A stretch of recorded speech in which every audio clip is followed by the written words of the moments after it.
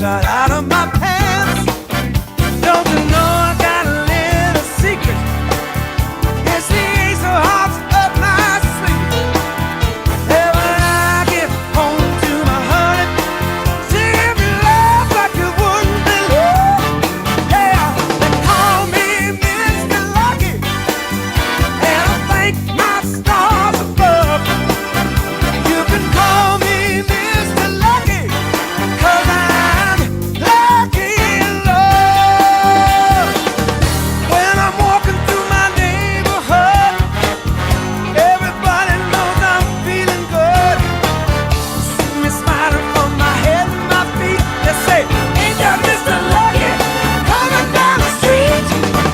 Hey, that's me.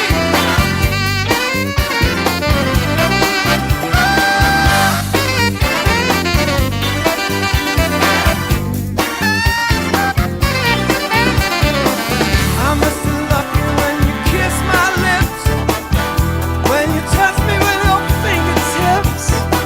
I'm Mr. Lucky when you hold me tight. I'm Mr. Lucky when you kiss goodnight. Baby, they call me Mr. Lucky, and I thank my stars above. You can call me Mr. Lucky, 'cause I'm lucky in love. Call me Mr. Lucky, and I thank my stars above. You can call me Mr. Lucky, 'cause I'm lucky in love. Call me Mr. Lucky in love. Call me Mr. Lucky in love. You know that's right.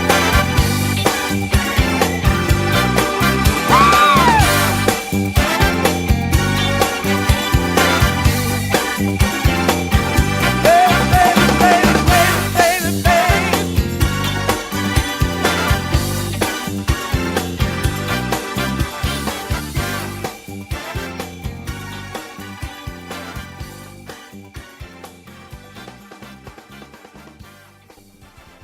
Hey everybody, what's going on? What's hot? What's hip? What's happening? What is shaking on your hump day? We here at the Tom Gully Show, of course, as always, hope that you are receiving the full, total, and complete amount of hump that you so desperately crave and you so rightfully deserve.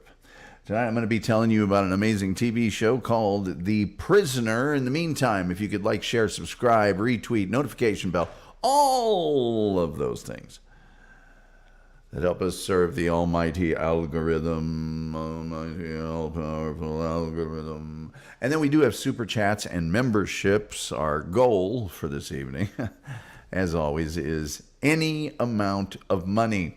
And then also, if you could turn on your gifted memberships, it will tell you how on the crawl on the bottom of the screen. If somebody gifts memberships, you'll get a membership, perhaps. So there you are.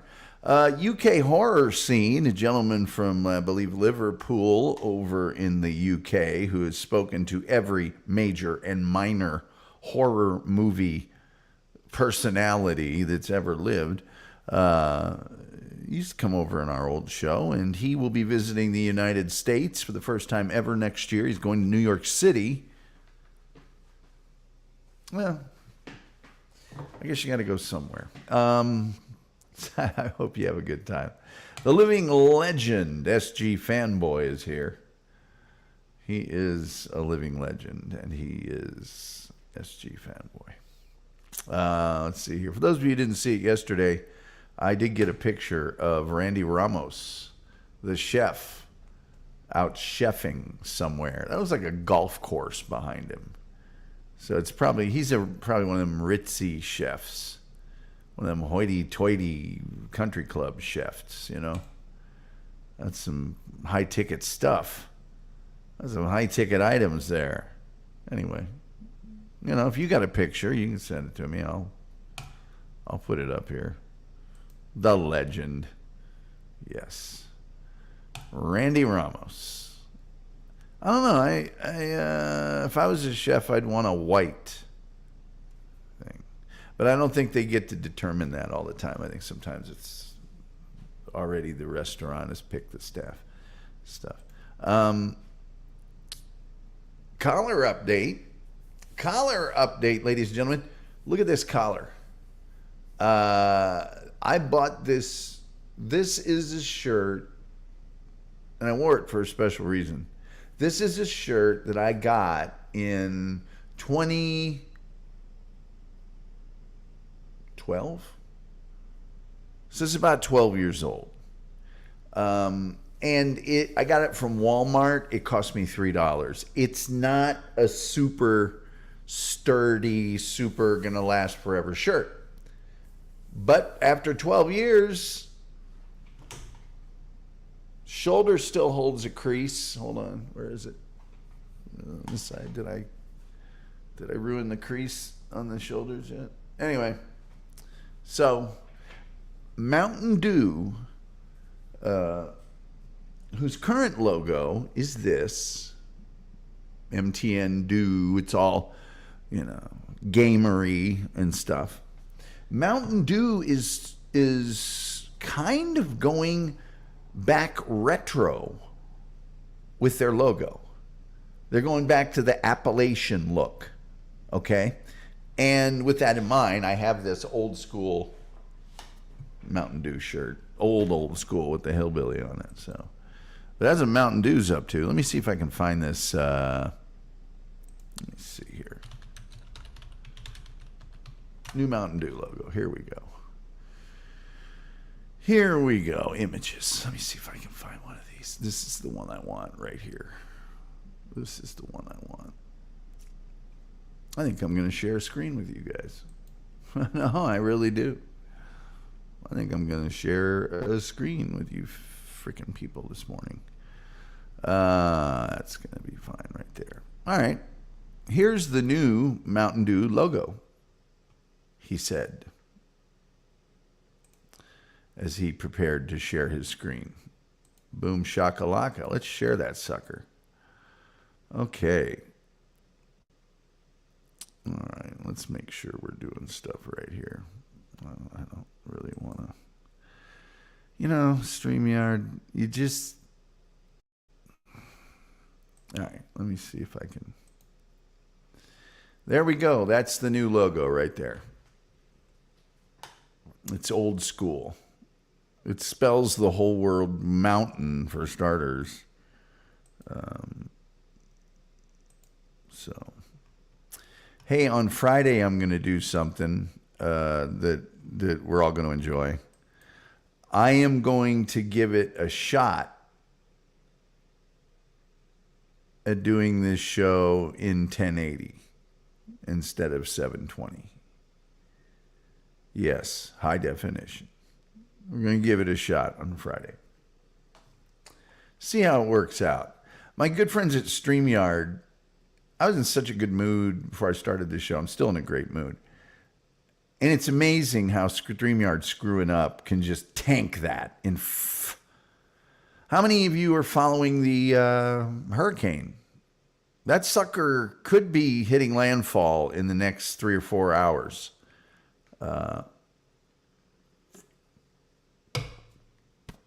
I'm fascinated about it. I'm on YouTube watching every live coverage there is. I'll be watching the whole thing. So for those of you who have friends, family, or maybe your own self down there, man, I wish you had left. I really do. This is going to sound, well, I guess it's going to sound however it sounds, but Joey Catalano last night on the BS show was saying how he was going to ride it out and they were going to go on the roof and all this other stuff. UK horror scene says, I've been watching coverage here in the UK.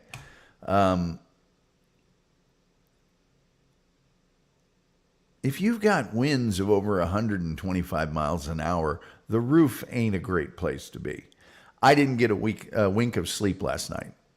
Not one wink of sleep. I was so worried, and still am, about Joey and Mrs. C and Spider. They had a car problem, so they couldn't physically leave themselves. I think there was a shelter that was opening up at Raymond J. State. I don't know what happened. I don't know where they are. But he just was like, I just got to stay here. It's something I got to do. It's something I got to do, Shirley. I got to just stay. It's insane. Leave. You got a wife. You got a visitor. On down the line. Leave. Just leave. The Wolf says that could be an issue for the Newcastle boys. Lyons lives on the Gulf side. Yeah, that'd be a real shame if something bad happened to the Newcastle boys. I'm just kidding. I hope everything's okay for Mr. Lyons. Aku says Joey might have relocated, apparently. He thanked Bob and Shuley. Well, good. The Wolf says, I think Tim and his sister live in North Sea. Well, they should be okay then. UK Horror Scene says, surely enough, it would be safer to seek shelter elsewhere. Yes, and when you get 4 days in advance notice, when that weather comes through, even if it's not as bad as they say, I mean, everybody's going to be hoarding milk and bread and gas and all that. Everything's going to get blown all over. Why be there?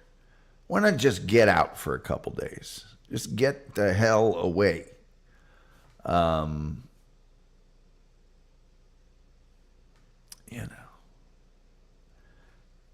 Drive to Georgia.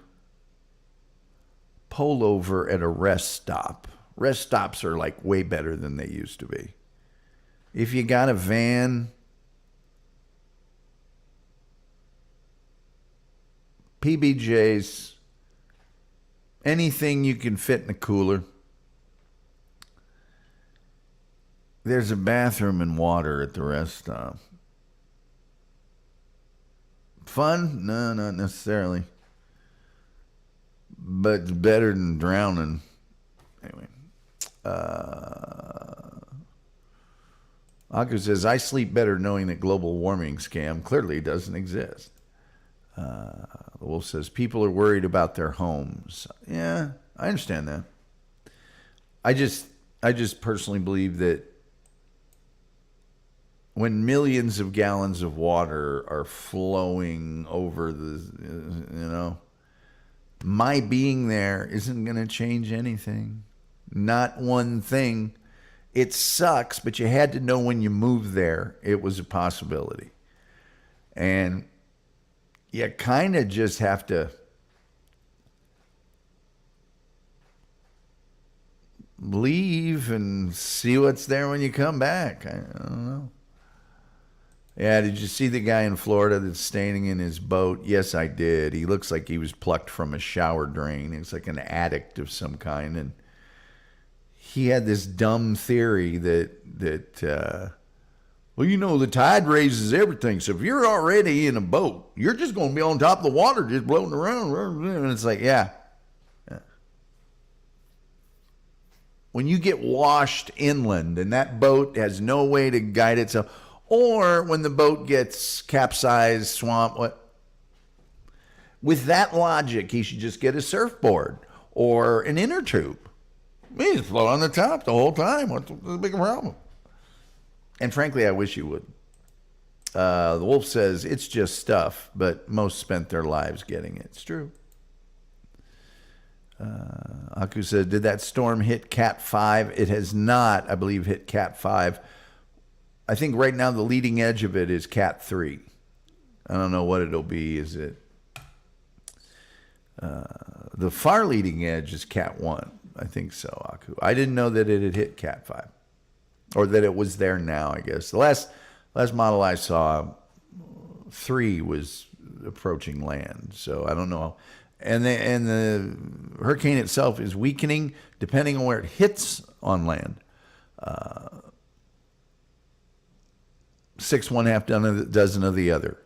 It's either going to hit south of Tampa with way more force and power, but it'll be moving faster. So that kind of dissipates some of the damage because it's going across so fast. If it goes north of Tampa, it'll be less powerful, but it's going to hang out there a long time. So,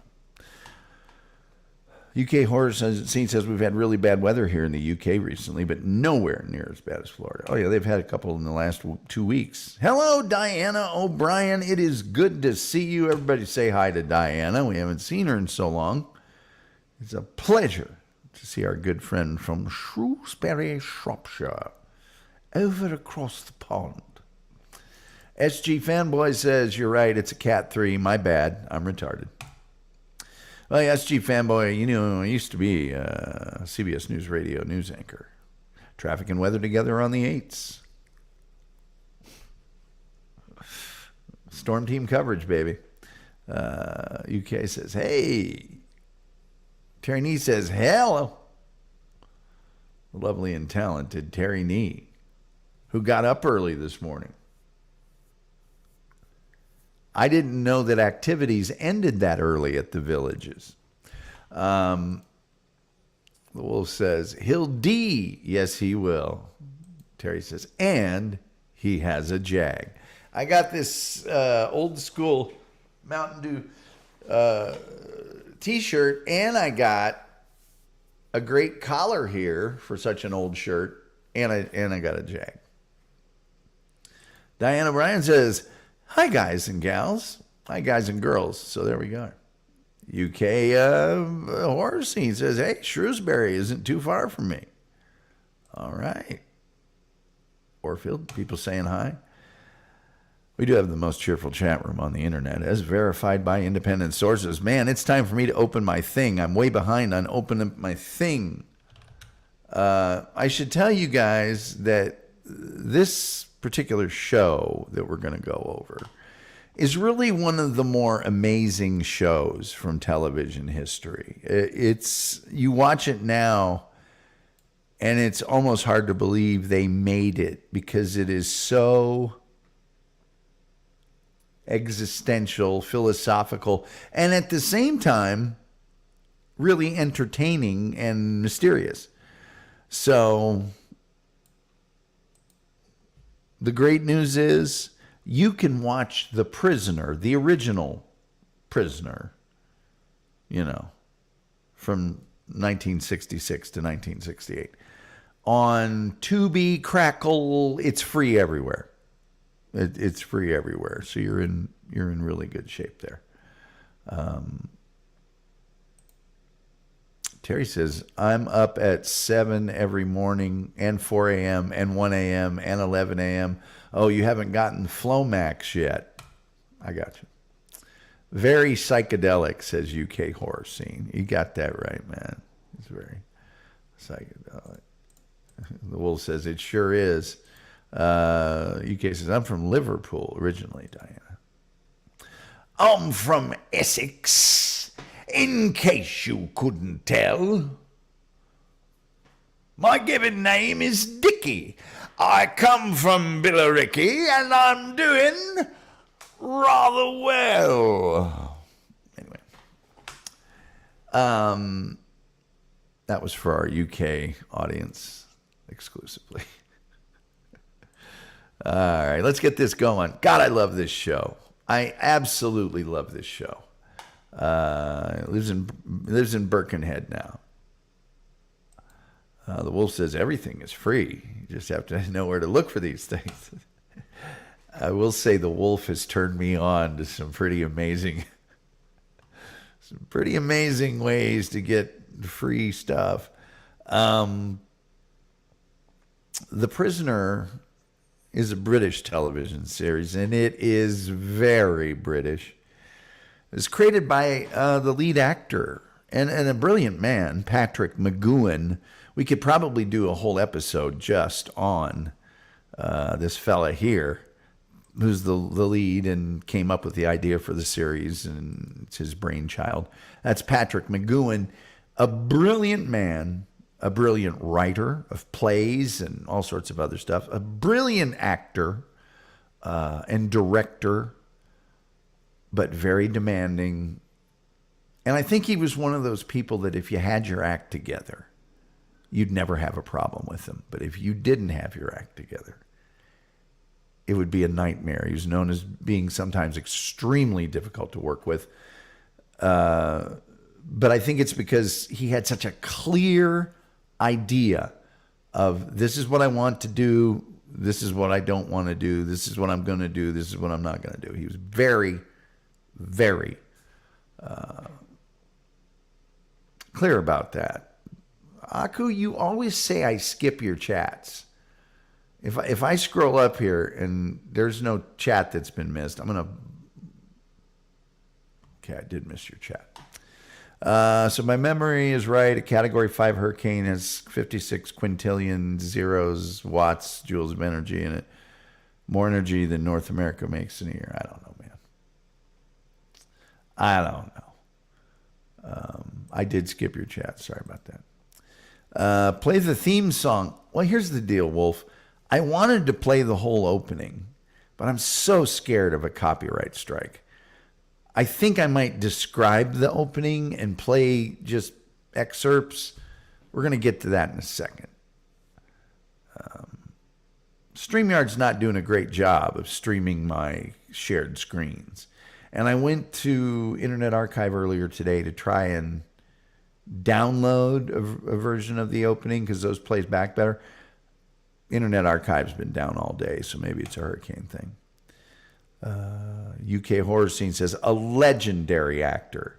He was definitely legendary. And I'm sorry, I happened to glance at this next super chat, and I got to tell you, I'm laughing so hard right now. It's brilliant except for athletics. And I'm going to show you that here in a few minutes. McGoohan sounds like a line of plumbers. And you did. Well, I missed it, but I also read it. So that said, that man so scared me back in the day. Well, he's so intense, and his head is so gigantic, and he's so British. He's so very British. You know, I'm thinking I ought to just go ahead and try and share that screen right now. Incidentally, well, no, I'll tell you about the background here after I show you this, because I'm really worried about showing you this. And let's see here. I am really, really scared to show you this.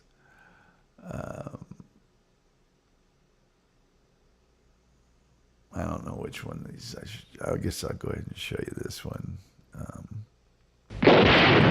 Okay, sorry. Hopefully I won't get in trouble if I stop this enough. God, I'm so worried about getting in trouble for this.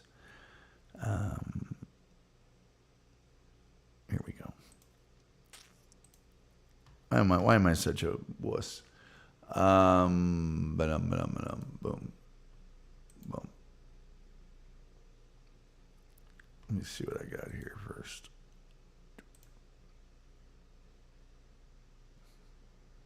All right.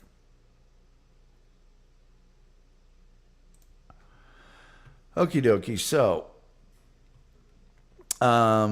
this is the opening of The Prisoner. Now, I think this is probably a good way to start because it'll sort of explain, or I'll explain what's going on here. Okay? So here's the opening. Is that echoing really bad? Is that what's going on right now? Because if it is, I'll make it stop. No, it shouldn't be echoing, should it? It should just be... Yeah, I don't think it should be echoing. If it is, I'm sorry. Okay, so turbulence. A lot of turbulence.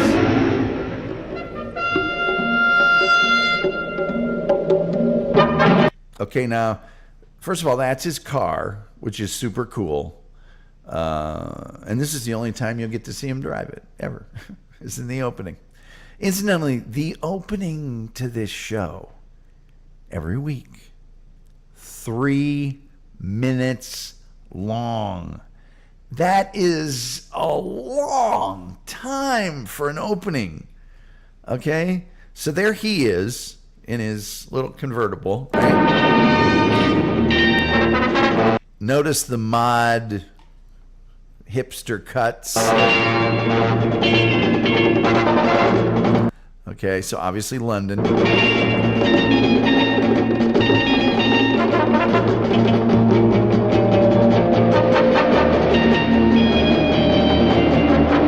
Okay, so he's parking his car in this underground place. Sort of secret, sort of. Now he's going down this corridor, and it's just him, almost as if it's like high security or something.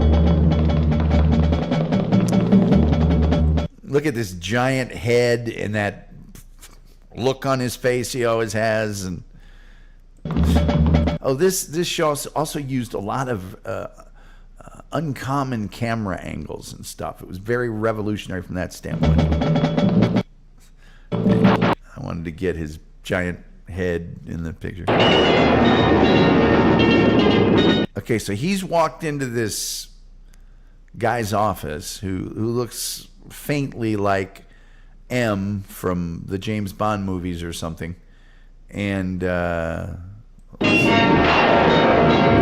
he's reading him the riot act. Look at him. He's mad. He's yelling at him. Okay, so it says personal, by hand. And I don't know what the first word there is, but he's I think he's given him like a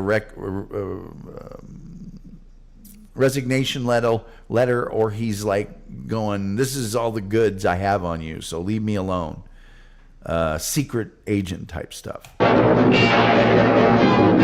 So he beats on the table. He runs out of there. I'm no longer a part of the organization. You can't control me.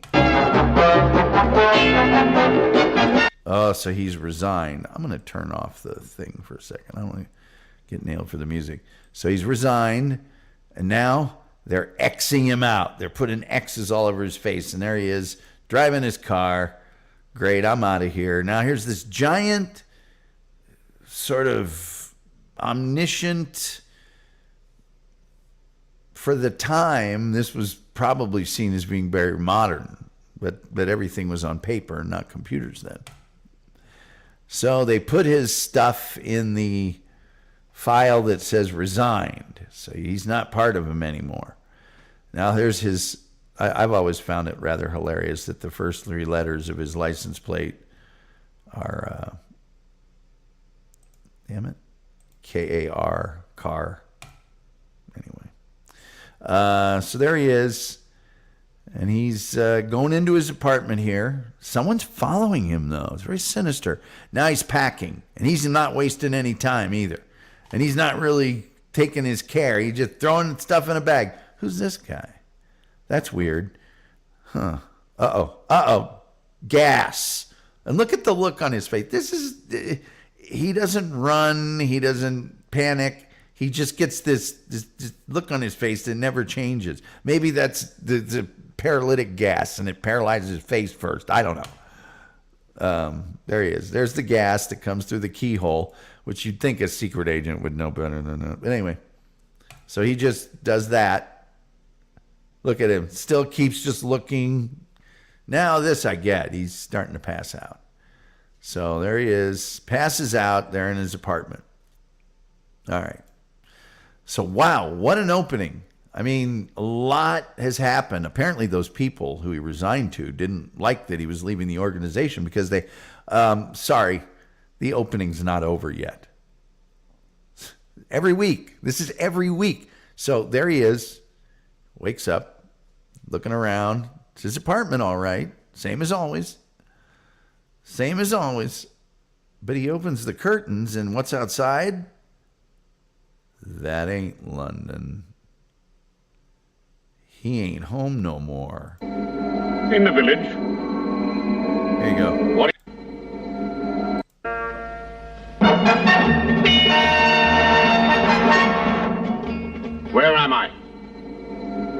In the village. In the village. What do you want? Information. Information. Whose side are you on? That would be telling. We want information. Information. Now, two things are happening right now. Number one is the probably most famous line from this show will be stated here in a second. And you'll also get to see something that the Wolf and I have marveled about for years. The amazingly unathletic running ability of Patrick McGoohan. They should never allow him to run or do anything athletic on camera. It never works. Information. You won't get it. By hook or by crook. We will. We will. We will. Who are you? The new number 2. Who is number 1? Uh-oh. You are number 6. I am not a number. I am a free man.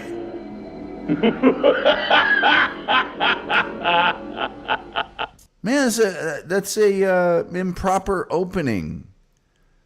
They left out the big famous line, which is, I am not a number. I will not be pushed, briefed, debriefed, spindled, filed. I am a free man. My life is my own. It really ticks me off.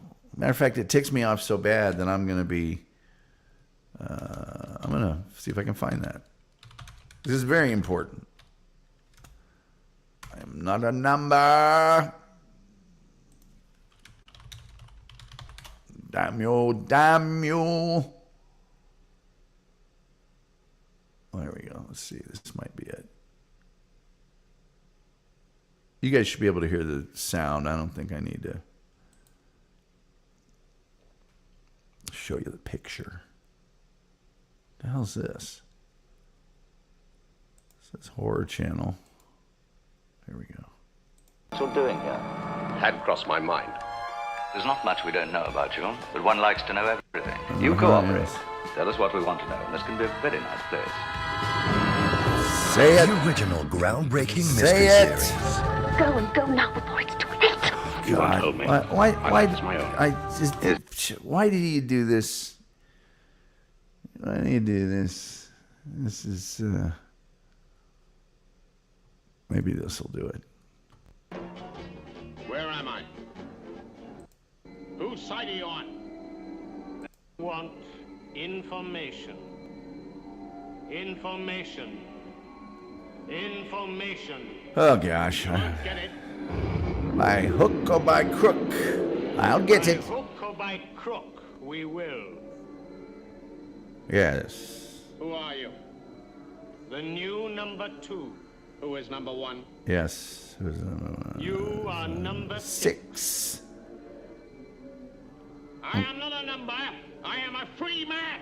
Ah, screw it. I'm not going to try to find it.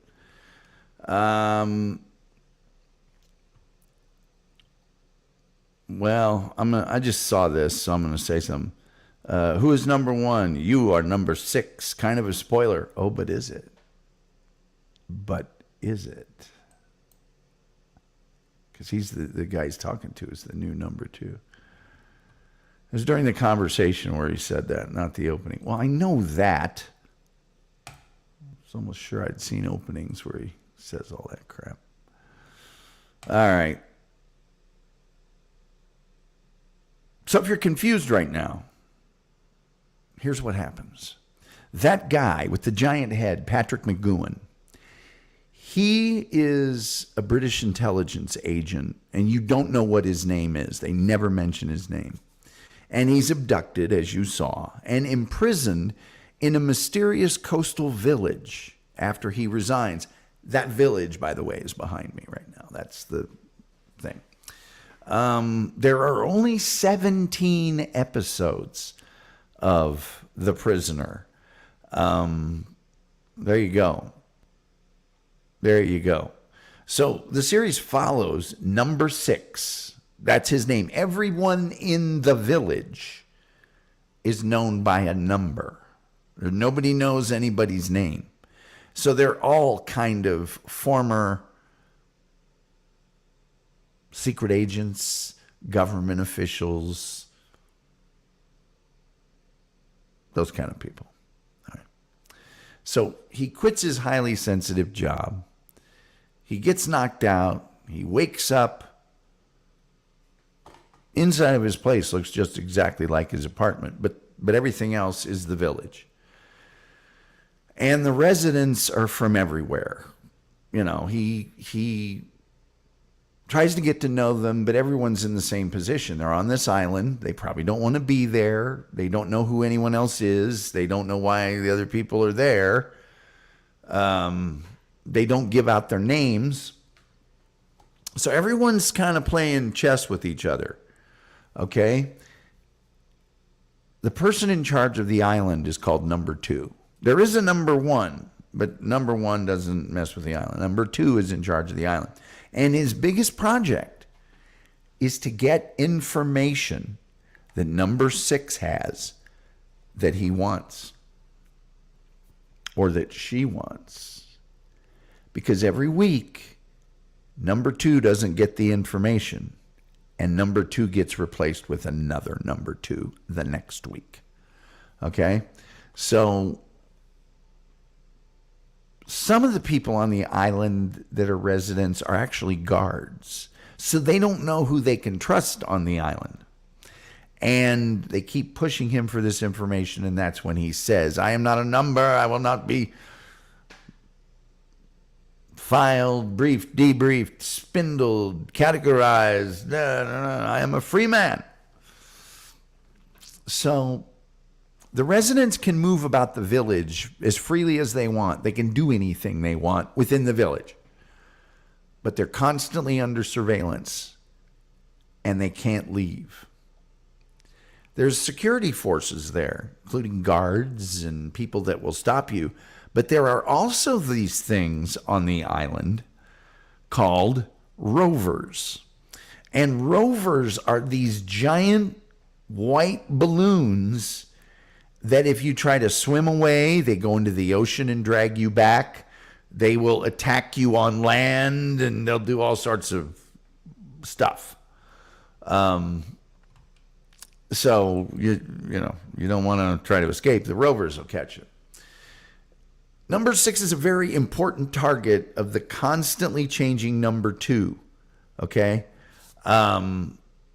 They use all sorts of techniques with him. Hallucinogenic drugs, identity theft, mind control, dream manipulation, social indoctrination, gaslighting, physical coercion.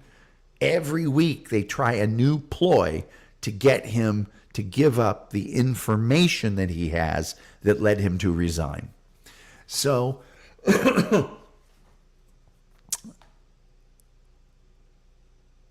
number 6 is Patrick McGoohan. He's distrustful of everyone in the village.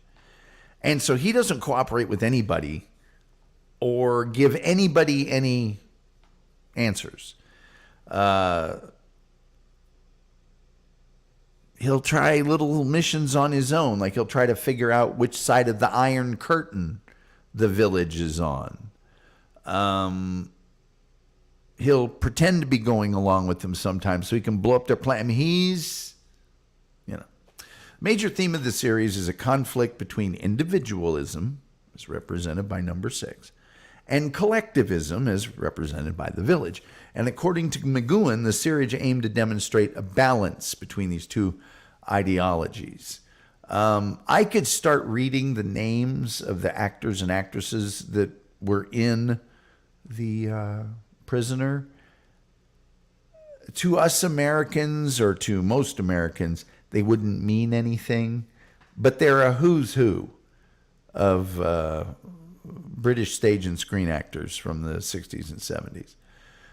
Patrick McGoohan was the only actor that was credited during the opening sequences. They didn't want to tip their hand, and they didn't want people thinking about the actor. They want them thinking about the character. By the way, Frank Maher, McGoohan's stunt double, is seen running across the beach in the title sequence at one point. So we can blame both of those guys. There's only 17 episodes, as I mentioned. It is a clear serialized work. It has a very definitive beginning and a very, very definitive end. Okay? So there you go.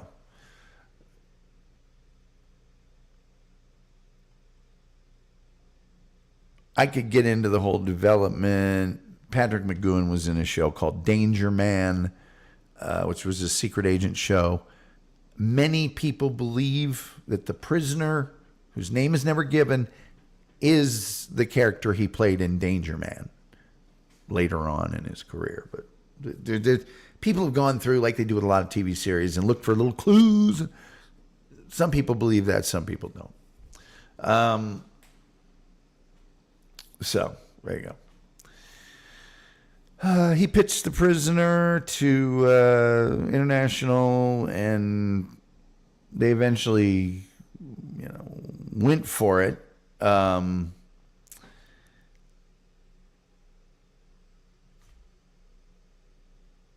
McGoohan always said that John Drake, the character he played in Danger Man, was gone, and it wasn't, the guy in The Prisoner. Originally, he only wanted to produce 7 episodes of The Prisoner. But he's like, no. The producer, his buddy, his partner, Lou Grade, said, you're going to need more than that to sell it to CBS. CBS wanted McGoohan to produce 36 segments. And he said, no, only 17. So the show premiered on ATV Midlands in 1967. And the last episode aired on February 1st on Scottish television. So there you go. I could get into the filming. This village behind me is in Wales. And it's very nice. Here's his apartment. Now, although he's actually only in his apartment during the opening of this particular show, it's the only time he's really in his apartment.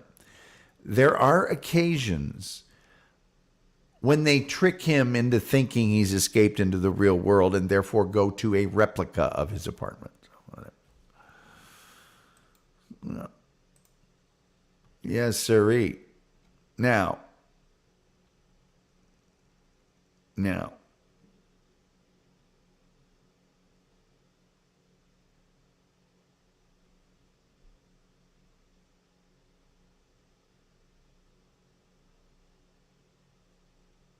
the big idea that some people came up with was that John Drake of Danger Man had proposed a strategy for hiding former secret agents who could still be a security risk. And he said, why don't we put them all in one place on an island? Later on, he didn't know they actually did it. And then we're interrogating people and doing other things. So he resigns, and he did that because he knew that he would be taken to the village. And he wanted to be taken there because now he knew about it and he wanted to destroy it. So anybody that doesn't want to know how the prisoner ends should, for the next 30 seconds, turn the sound off on this program. In 3, 2, 1. At the end of the series, it turns out, after he has defied them for 17 episodes, the number 6 is actually number 1. He's been the head guy all along. And now back to our show. You can get The Prisoner in the UK in a number of formats and have been able to since the 90s. In North America, you have been able to, since 1984, get this stuff. Originally, it was limited on VHS. In 2000, the first DVD release in the UK happened. There you go. A&E reissued a Mega Box 40th Anniversary Edition in 2007 with a lot of extras in it. A lot of extras. The Prisoner 40th Anniversary Special Edition DVD box set.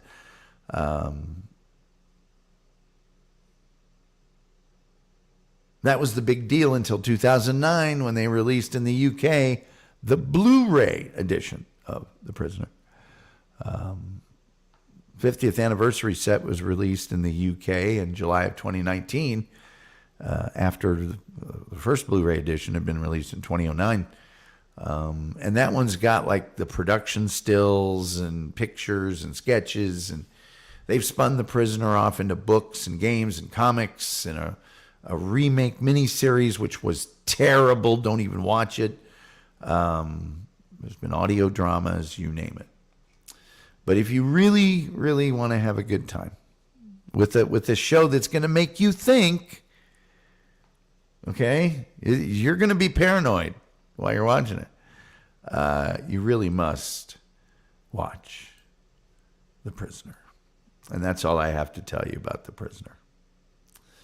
And I like showing Pat McGoohan's giant face. I want to see his face. Let's get through these comments. How about we get through some of these comments here? Daggone it. I've been trying all these all over the board, zero cola flavors and brands and stuff. This past weekend, I just went and I said, I'm just going to go back to Coke Zero. I'd forgotten just how awesome Coke Zero is. I mean, it's just a boom. I think I'm going to have to make sure and keep that in my soda folio a little better than I have. Aku says, I may have mental deficiencies, but I do understand thermodynamics. No echo. Good. Little bit. The Simpsons parody of this was hilarious. And I think Patrick McGoohan did the voice for The Simpsons. It's really weird because, and Rumpel's here, and I'm glad Rumpel's here because Patrick McGoohan was in and then also directed many of the Sunday mystery movies, or Wednesday mystery, whichever you prefer. I'm always glad Rumpel's here. I really always am. Oh, by the way, like, share, subscribe, retweet, notification bell, all the things that help us with the almighty algorithm. And they're free. You can do those things for free. We also have super chats and memberships. Our goal each evening, we haven't reached our goal yet, is any amount of money. And then turn on your gifted membership. Someone may gift a membership, and you can get one for free. There you go. The Wolf says, Grainer also did opening music for Doctor Who. He's driving a Lotus. Oh, yes, he's driving a Lotus. Rumple Trenchcoat says, I am not a number. I will not be filed. Brief debrief. Aku said, Jeremy Clarkson said it best. Lotus, lots of trouble, usually serious. I personally believe that a Lotus should only be a race car. And the only reason it should only be a race car is at least a race car has a dedicated mechanic. It's there at all times. Johnny on the spot.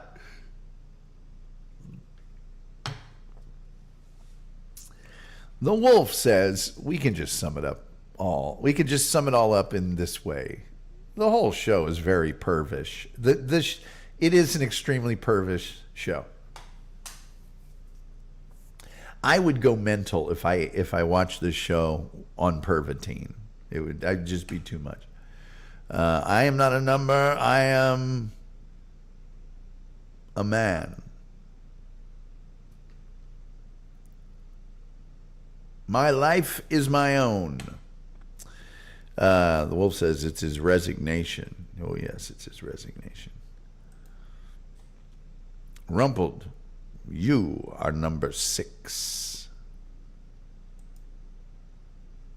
Incidentally, the buttons that they wore with the number on them looked like this stupid bike for some reason. Aku says, he looks German. Oh, no. I think he's about as Irish as they come, or Scottish, or whatever the hell he is. Dibs on 0. You are number 0. Rumpled, he is actually number 1. Yes, he is actually number 1. He doesn't know it, though, is the thing. He's completely unaware of the fact that he's number 1. And that's why they're trying to see what he knows. They're like, is he the type that's going to go blurt out all these big secrets he's obviously got? Or does he have secrets that we don't know about because he's number 1? Robert Trenchcoat says, oh, yes, I love this show. I just didn't want to get too far ahead. Aku says, to be fair, it's hard to run on sand. The Wolf says, only Steven Seagal runs worse. I know it. Robert Trench goes, who is number 1? You are number 6. Kind of a spoiler. Yes, that's it. That's it. I don't feel too bad. I get mixed feelings. I don't feel too bad because after all, the show's been off the air for 50 years. If you didn't get around, it's not my fault. But also, it's such a cult thing that it's reasonable for someone not to A, have seen it, or B, to really know about it. Kirkland Reds, my man, says, what are we talking about today? We're talking about The Prisoner. I'm never going to forget you, Kirkland Red, for doing that. The Wolf says, that was during a conversation where he said that, not the opening. I could have sworn it was in the opening, but you know what? I rewatched all that stuff so recently ago. It could have been from the opening show. Damn, I could have sworn it was in the opening. But I'm wrong. It happens. Julian Zeter said there's an Iron Maiden song, The Prisoner, that starts with the Who is Number 1 speech and is based on the show. That is awesome. Kirkland says, I want to be number 69. Ruppelt says, you won't get it. Will says, they're trying to find out why he resigned.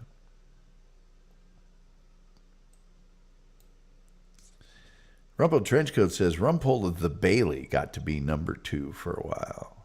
Rumpole of the Bailey, you mean Leo McKern? Is that? Or am I thinking of somebody else? I can tell you who the number 2s were. Damn it. Why did I close that window? That was dumb. It was a rookie move, Tom.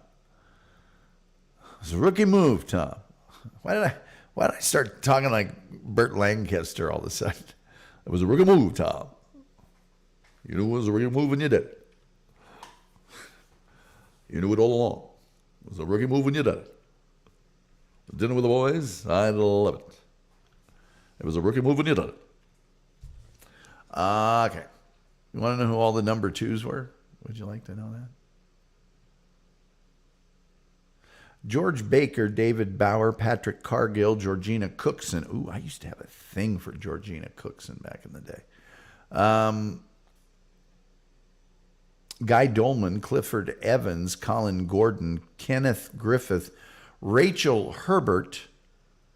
I don't recall having a thing for her, but I may have. Leo McKern, Mary Morris. Never had a thing for her. Darren Nesbitt, Eric Portman, Robert Rietti, Anton Rogers, John Sharp, Andre von Geisgem, and Peter Weingart. There you go. There you go, British people. Hopefully I thrilled a few British people just now. Hollywood stole the concept and called it Lost. Leo McKern. I was right. Good. Wolf says, I might watch it again tonight, or Alphaville, with the very pervish Eddie Constantine and that chick, too. Alphaville's really good. Rumpled Trenchcoat says, hence the comma after you are number 6. When he asks who's number 1. Yeah, that amongst followers of The Prisoner is gigantic. That moment in the opening when he says, who's number 1? And he says, You are number 6. Does he say you are number 6, or does he say you are number 6? And there's little things like that festooning the prisoner. There's little turns of phrase. It's a very well-written show. Very well-written show. Blu-ray never caught on, in my opinion. I got a butt ton of Blu-rays here. 4K to me is the weirder one to catch on, because the human eye has its own resolution limit. And we're going to get to a point where we're making TVs that have more resolution than our eye can, you know what I mean? Kirkland says, I agree, Coke Zero is the best. It's got that Coca-Cola oomph at the end of it. I mean, oomph, like this Mountain Dew Zero. It's not bad. It tastes good, but when I drink it, case in point, nice flavor done. This guy right here, when I open it, I'm going to get the nice flavor, and then I'm going to get what they call Coca-Cola, the finish. It's that that you get when the bubbles and the cold and the yeah, it's great. Deep Surface is here. Hey, Deep Surface, nice to see you. Thanks for dropping in. I love The Prisoner in the 70s as a kid. So weird. It's so good, though. It's a good time of weird. The Wolf says, I might also watch Simon Templar, The Saint. You're a bigger fan of The Saint than I am. I like the concept of this show. It's just a real uneven show. Some episodes are just, ugh. Some are great. And Roger Moore's great, but very uneven. Rumple Trenchcoat says, a penny farthing worth a canopy. You're damn right. Yes, Leo McKern. Leo McKern, of course, well known for being Bugenhagen in the Omen series. The Wolf says, I've seen all the number 2s in other pervish BBC shows. That was what's great about the BBC, is they'd turn up everywhere. Rumple Trench goes, I will not be pushed, filed, stamped, indexed, briefed, debriefed, or numbered. I am a man. My life is my own. Oh, dude, I was just saying that to a guy the other day, and then he gave me the spanakopita. The Wolf says, I know SG is going to put your face on him. SG is going to put my face on David McGoohan. James McGoohan, sorry. Isn't it almost... Wait.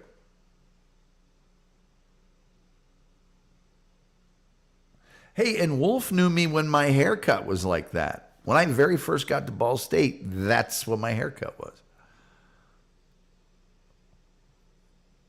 And then very soon after, I went to this guy here. It hasn't changed since. Well, no, one time, back in 99, 2000, I grew my hair back down to the middle of my shoulders. Patrick McGoohan. Why am I spacing that today? I've known about that guy for forever. Patrick McGoohan was an actor my mother and father liked quite a bit. So, and my dad loved The Prisoner. So we were watching The Prisoner, but anything else he would show up in, we had, and back then you could do this with television. For instance, NBC would have a whole bunch of actors under contract. And those actors wouldn't necessarily be the lead actors in series. Sometimes they would. But they'd be the guest star or somebody that had a legitimately large role in an episode. And then the next week, you'd see him on Adam 12. And the next week, you'd see him on Bonanza. So we had actors that were our favorites at our house. And my parents were vocal about it. And we'd pick our shows that way sometimes. Oh, Richard Benjamin's in this. My dad loved Richard Benjamin. Or Tony Randall's in this. Or or James McKeechan, Tenafly. We liked him in a lot of stuff. So, you know. Rumble Trenchcoat says, the blazer with the turtleneck look was so good. It was, but I do have to say, and I think the Wolf will go along with me here, the blazer that Patrick McGoohan has to wear in The Prisoner has that white piping up the sides, that outlines the lapels. It looks so wimpy awful. He looks like he's going to sell ice cream or lollipops at a fair. I mean, it's so bad. Now, I realize for the swinging mid to late 60s in London, it was probably super cool. But, you know, the Wolf says, Ian McShane. Ian McShane. Ian McShane seems like after Deadwood, I think he was on Deadwood, he showed up in tons of movies. Tons of movies. Tons of them. You couldn't swing a dead cat without hitting Ian McShane.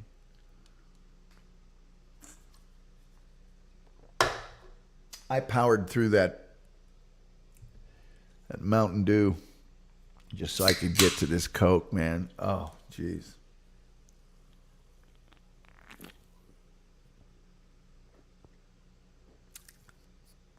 Two tastes that don't go well together.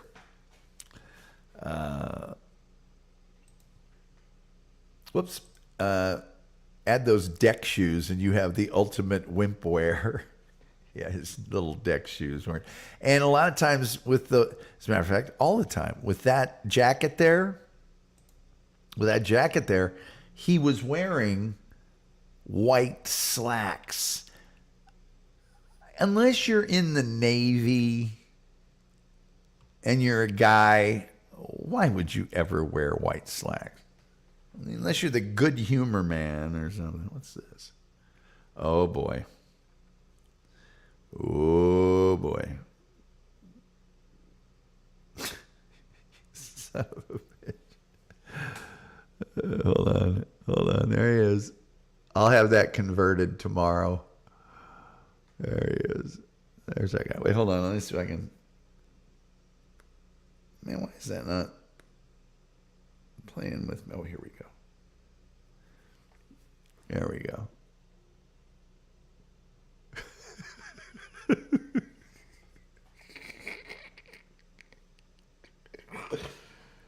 Oh, I'll convert that tomorrow. I'm so sorry. The lovely and talented Rumpled Trenchcoat says, if your dad liked Richard Benjamin, you might have loved The Last of Sheila, which also had a very young Ian McShane. Okay. My dad loved him in Love at First Bite. I think he was in Catch-22 and some other things. We just always loved Richard Benjamin. And my dad also super loved Alan Arkin and also Peter Falk. So, Rumpled, the movie The In-Laws, like my dad we'd be at a social event, and if The In-Laws was going to be on HBO, he'd go, look, we're getting out of here. The In-Laws is on now. He would watch that movie over and over again. I love that movie. The Wolf says, you know the British were shown wearing white slacks all the time. I know. I don't know how you can do that. It just seems so, I don't know. SG, once again. That SG fanboy. Well, we didn't make the goal today, but it's okay. We've exceeded the goal so much all week, it just doesn't matter.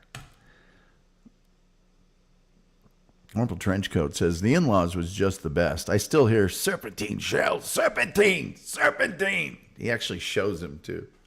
And then Rumpled, I wouldn't necessarily suggest this to everybody, but I'm going to run it by you and you do what you think is best. I have the DVD for The In-Laws.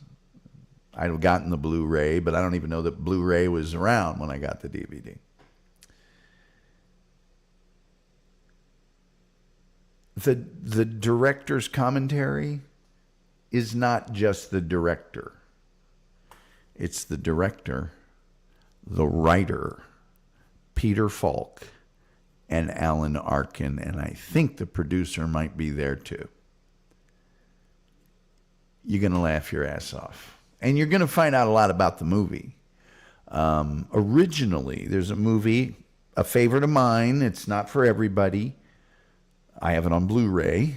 It's called Freebie and the Bean. And Alan Arkin's in it. Originally, Freebie was supposed to be Alan Arkin.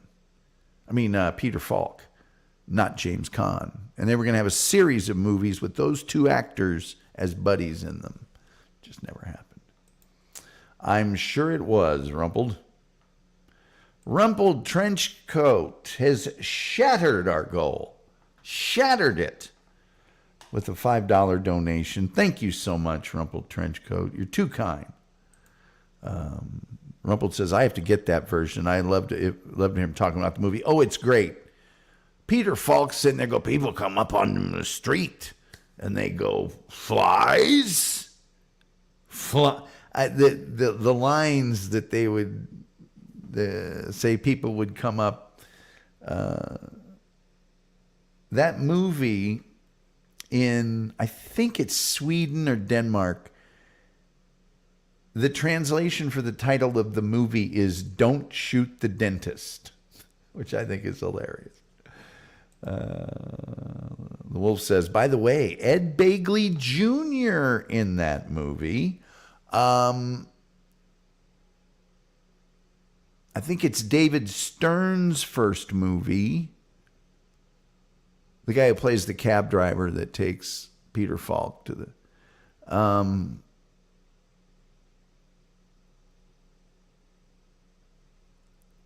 Alan Arkin, I think it's Alan Arkin's wife is in the movie. Get the director's comment thing, and you'll enjoy it. If you don't like it, I'll buy the DVD back from you. Cameraman for Equinox. Rumpled Trenchcoat says, I loved Freebie and the Bean, but as good as Caan is, I would have loved to have seen Falk in it. Yeah, I think Falk would have been more of a con man than James Caan as Freebie was. I think he'd have been a little friendlier. James Caan was like so intense. I still love the movie, don't get me wrong, and I still love James Caan in it. But I'm with you. It would have been nice to see Peter Falk in that role. Really would. Really would have. Wow. Where has the time gone? By hook or by crook, I'll tell you. More of a con man?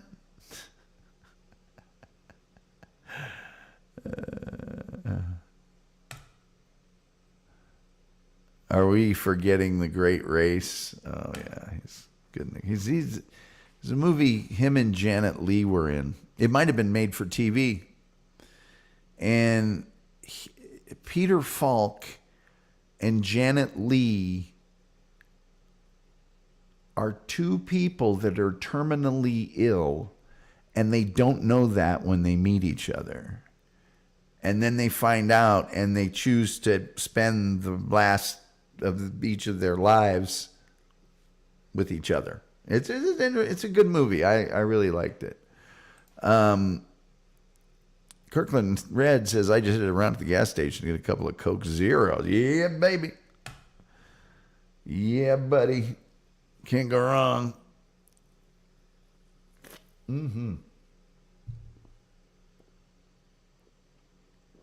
By the way, tomorrow is overrated, underrated. So get ready for that. The Wolf says, naturally, I saw that movie. I think it might have been made for TV. Not positive about that, but it might have been. Incidentally, I would say in the 1970s into the early 80s, the quality of made-for-TV movies, I won't say across the board was very high, but there was a lot of really good made-for-TV movies. I mean, a lot of them. You know, Brian's Song,